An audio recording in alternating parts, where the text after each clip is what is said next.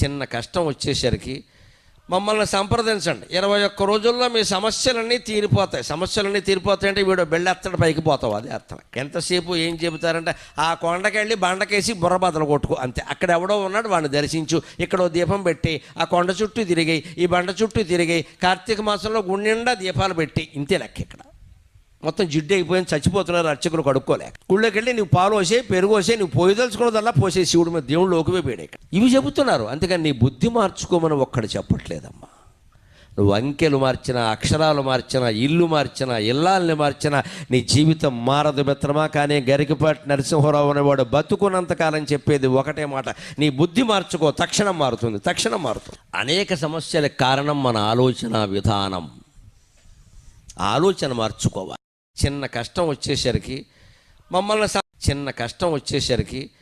మమ్మల్ని సంప్రదించండి. 21 రోజుల్లో మీ